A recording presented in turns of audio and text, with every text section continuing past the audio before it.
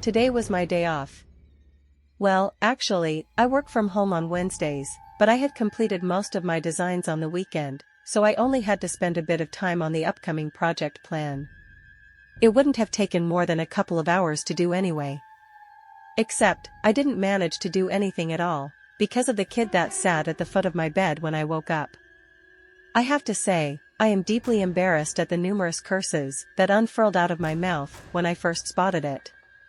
I mean, screaming, "Get out, you, see you next Tuesday," at a child that couldn't have been older than 6 years old was not the most appropriate thing to do. But to be fair, a random child sitting on your bed in the morning would elicit a strong reaction from just about anyone. Maybe not a series of swears, but certainly fright at a minimum. I fumbled around for my glasses, and after putting them on, I was able to take a good look at them, her. She was small, so my assumption that she was around 6 seemed correct. She was tanned, with long, brown hair and a fringe covering her forehead. It was a similar color to mine.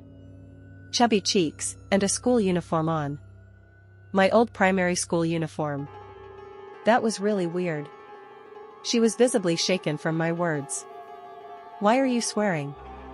she exclaimed, shocked at my outburst. I blinked. "Who are you?" "What do you mean?" "I'm you." She looked at me, confused. I coughed, choking up at her words. "What do you mean?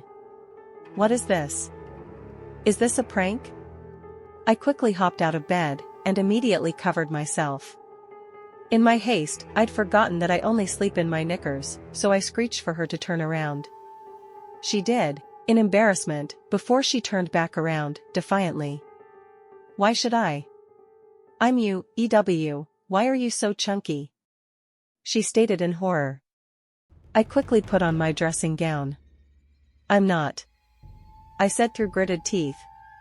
I composed myself again. "Seriously though, who are you? Where are your parents?" "Our parents," she corrected, hopping off the bed. She looked at my alarm clock. "It's 11 o'clock, why are you still sleeping?" "Because it's my day off." I scoffed. I couldn't believe I was having a conversation with this girl, this child. Why was I entertaining her? I watched in annoyance as she traipsed round my small apartment, picking things up and not putting them back in their place. "Can you sit still for 1 minute, and tell me where your parents are? If not, I'll call the police," I stated, sternly. She sat down on my sofa compliantly. "Who's they?" "The people that sent me here, obviously. You should have had a phone call from them." For a moment, I actually considered she was telling the truth. I never pick up calls from numbers I don't recognize. But even so, the whole situation was so ridiculous that there was no feasible way there was any truth to her words. "Why would you call the police? They already told you I was coming." She scoffed, sticking her nose up in the air. "Plus, you can't call the police," she said, looking in disgust at the cigarette packet I had left on the coffee table. I grabbed them sheepishly and put them in my pocket. "I can't believe you smoke. Why can't I call the police?" I guffawed, in awe of her confidence. "Because, silly, time has stopped. If you were outside you would have noticed." She pointed to the window, and, to my horror, she was correct. Everyone outside was stood, perfectly still, as if they were frozen. A man walking his dog, with both of them meticulously balancing mid-stride. A woman about to take a bite out of her sandwich. A cyclist stopped in the middle of the road. "I see." I laughed, scratching my head. I must still be dreaming. "You're not," she said in annoyance, clearly frustrated at my refusal to take her seriously. "I can't believe future me is such a letdown. Is that alcohol?" I had forgotten to clear up after friends had visited a few days ago. I was going to do it today. "I swear." "Yes, it is. I'm an adult. I promised Mummy I would never drink alcohol. Or smoke." She folded her arms, shaking her head. "Oh really?" I taunted, then changed my tone. She was still a child, after all. Life changes a lot when you grow older. You're only, what, like 6? I'm 8. She huffed. And I know. That's why I'm here, she said, kicking her small legs up. 8 made sense, she was far too eloquent to be 6. Well, what do you want to know? I asked, finally settling down in my armchair. This perked her up, and before she could begin, I interjected with another question.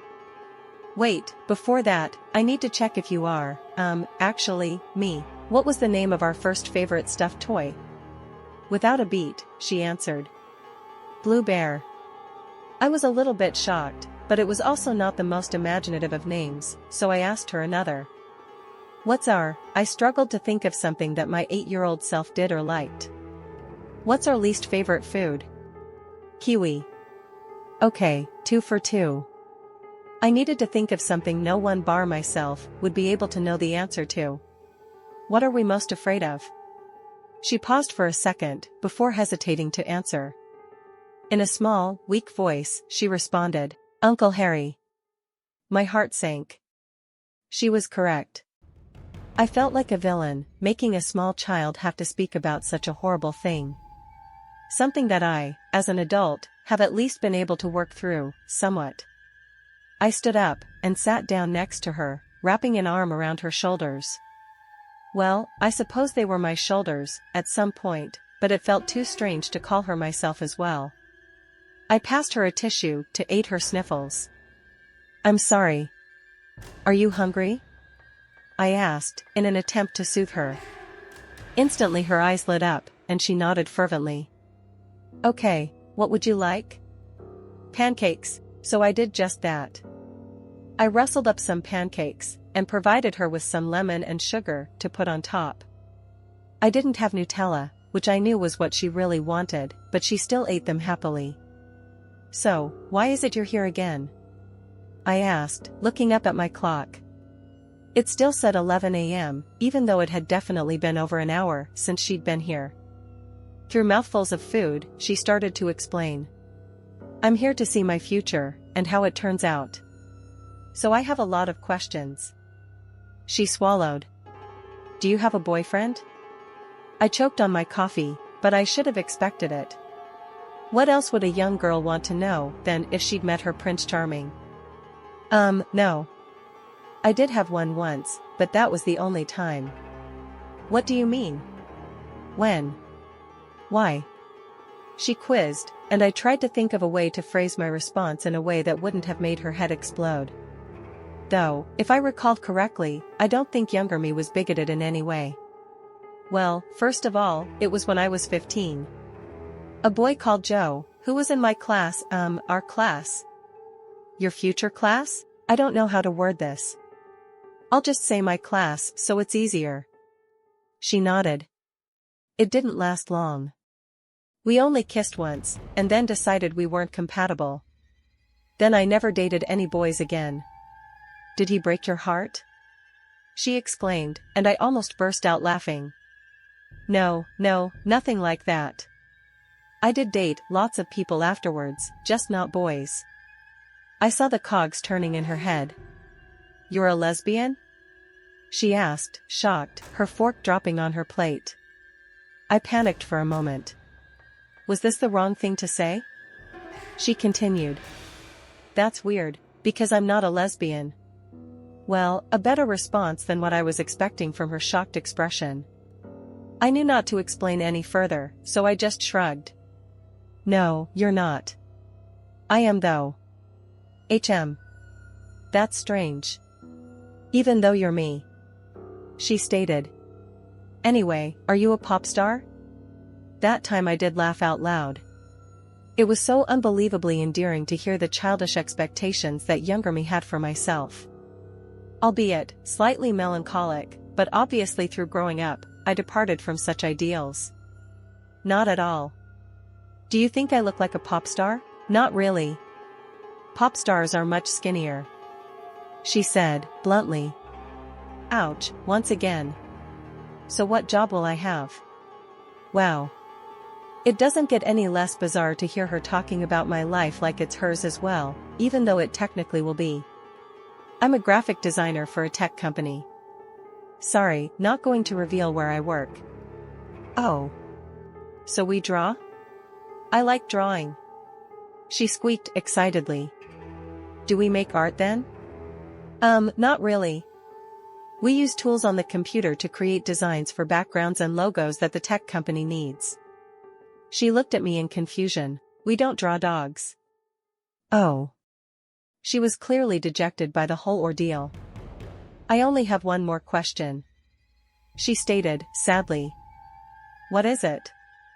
For some reason, I felt unsettled by her demeanor. Are we happy? It was like a punch to the gut. Such an intense question from such a small being. From me. Younger me. For a moment, I felt my eyes well up a bit. What was I supposed to say? I mean, if I'm being honest, I'm not. I feel drained and burned out. I feel like I've missed out on lots of opportunities. I haven't lived life the way I wanted to. I smoke and drink more often than I should. I don't have any romantic partners. My dating life is in shambles. I barely have a relationship with our parents. Do I lie to her and tell her everything will be alright, that this life is actually a lot better than it looks? That despite being better, Uncle Harry never leaves us, no matter what therapy or support we receive. That the shadow never goes away? No. I'm not. I stated. It's best to be honest. She could tell I was. Thank you. That's all I need to know. She smiled, forlornly. I'll be going now. What? Why? I asked. Part of me wanted her to stay. I wanted to know more about her, the part of myself I had forgotten for so long. I have everything I need to know. Thank you for answering my questions. Wait, can I ask you something? She turned back to me, and then pondered for a moment. Okay. What was all this? Why are you here really? She looked at me in confusion. I already told you, to see what my future is? I know that, but, why? Why do you need to know? I burst out, desperate to get to the bottom of what she meant. I don't understand. Deep down I did though. So I can change it. So I don't become you anymore. She stated nonchalantly, her eyes expressing a distance that I hadn't noticed prior. But what will happen to me? Well, you'll disappear, obviously. But that's fine, isn't it? You already said you were unhappy, and I don't want to become you. My heart was sinking further and further into the abyss of my stomach. I know I said that, but I don't want to disappear. I can change, I can become better. She looked at me with slight pity, a sympathetic nod that appreciated my desperation, but never quite understood nor cared for it. I suppose that makes sense, because she doesn't truly know me. I am a distant warning, a life that she hopes never to return to. To her, I am a mere adult with her likeness, name, and same childhood. Everything I had experienced after I was 8 is something she knows nor cares anything for. She smiled one last time. You won't disappear right away. Just once I become who I want to be,